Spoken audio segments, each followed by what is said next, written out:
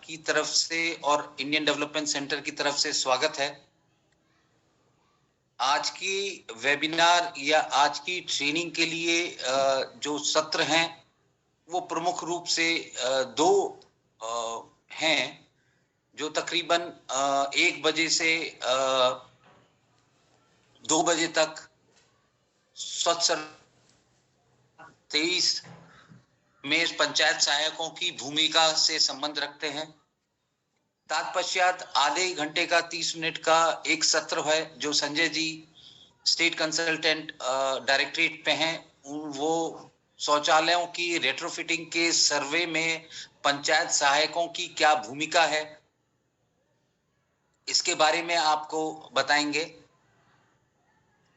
इसके बाद खुला सत्र है 15 मिनट का, जिसके अंदर ब्लॉक से जो भी प्रश्न आ रहे हैं या कोई क्लैरिफिकेशन आ रही है उसके बारे में चर्चा की जाएगी।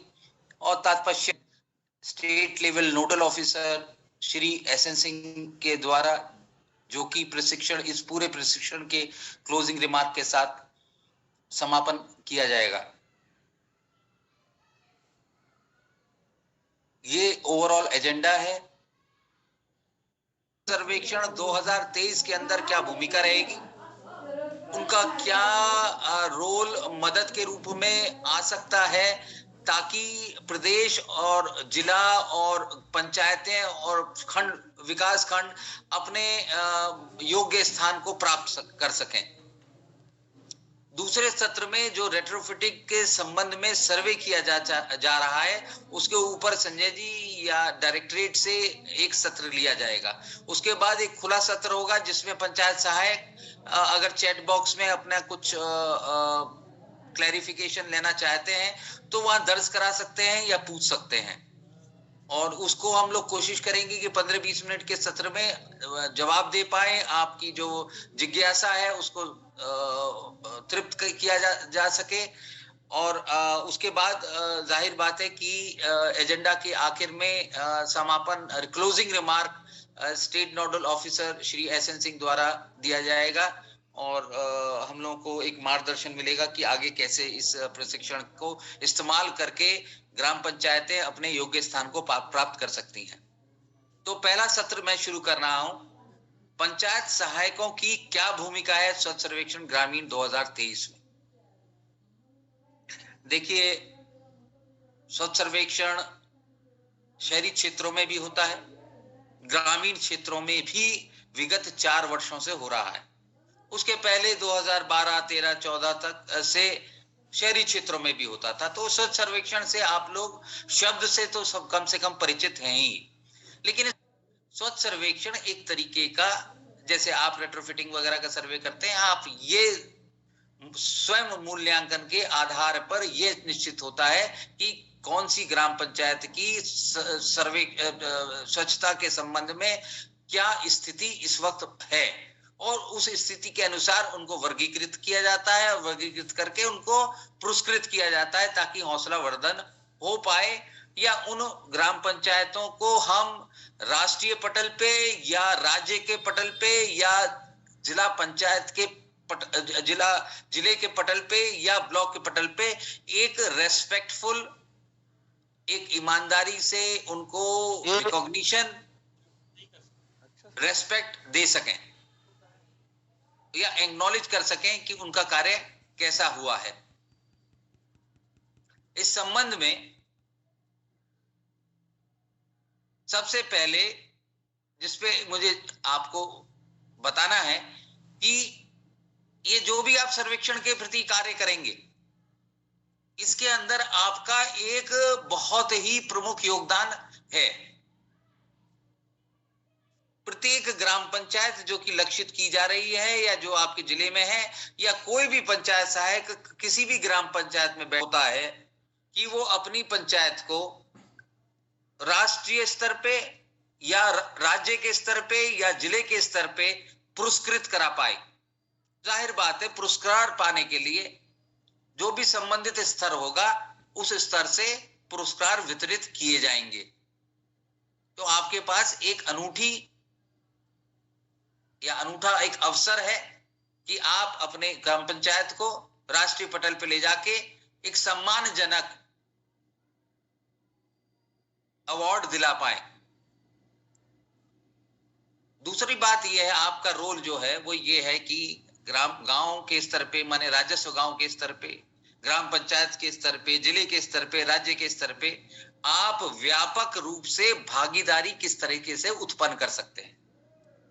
आपका रोल यह है कि स्वच्छ सर्वेक्षण 2023 के बारे में जन जागरण के पास, ओडीएफ प्लस के पास, ओडीएफ प्लस के से ताल्लुक रखता हुए सारी जितनी भी गतिविधियां हैं उसके प्रति उत्साह का वर्धन करें, उत्साह का सृजन करें और एक हाई लेवल ऑफ मोटिवेशन अपनी ग्राम पंचायत के निवासरत परिवारों के अंदर उत्पन्न कर सकें।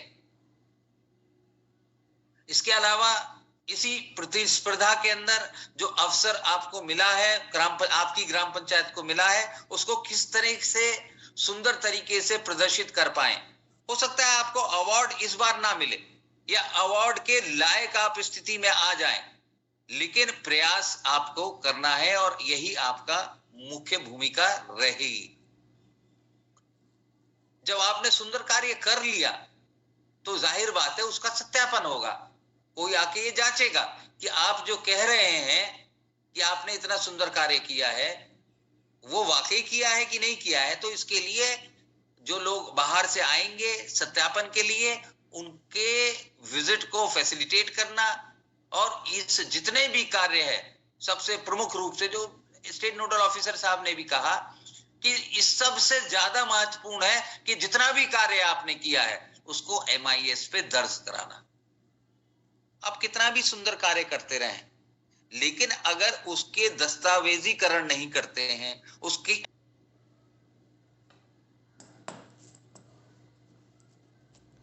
ये क्योंकि स्क्रीन बहुत लोग अपने कैमरे से, अपने फोटो, अपने फोन के कैमरे से ले सकते हैं, तो मुझे लगता है कि अगर लेना चाहिए, यद्यपि ये स्लाइड हम भेज देंगे, लेकिन अगर लेना चाहे ले सकते हैं। ये पहले नहीं दिखी होगी आपको।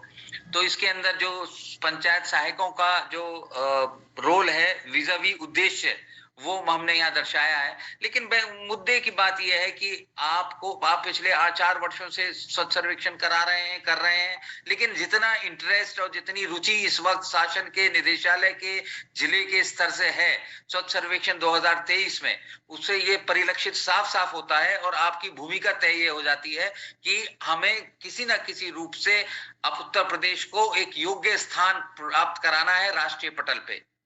18वें पायदान पे थे हम लोग, अब 18वें पायदान से प्रथम 3 में, प्रथम 2 में, प्रथम 5 में तो जरूर लेके आना है। इसके अंदर लाने के लिए पंचायत सहायकों की भूमिका बहुत अहम है, आपका रोल बहुत महत्वपूर्ण है। और अगर आप लोगों ने इस रोल को नहीं निभाया तो शासन कितना ही इच्छा रखे, हम उस योग्य स्थान को नहीं पहुंच पाएंगे और 18वें स्थान से मैं स्टॉप कर दूं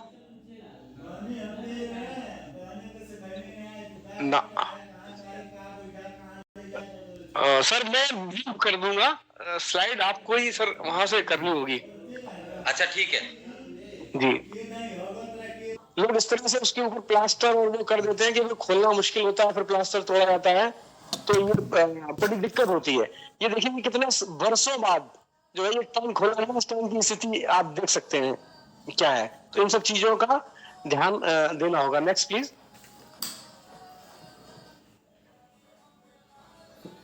ये देखिए ये वो कमियां हैं जो छोटी छोटी तकनीक की वजह से ये शौचालय यूजलेस हो जाते हैं। अब आप देखिए दीवार से सटा के बनाया गया, लेकिन उसके बीच में गैप हो गया क्योंकि उनको उसके अंदर ईंट फंसा के बनाना चाहिए था और कुछ दिनों सब लोग इस्तेमाल नहीं करते। ये सब बड़ी चीजें ऐसी होती हैं कि आदमी को थोड़ा आकर्षित भी करेगा। आप देखें कि bus stand, railway station, airport पे जो टॉयलेट बनाए जाते हैं वो इतने आकर्षक होते हैं कि लोग उनका उपयोग निश्चित तौर पे करते हैं। Next please.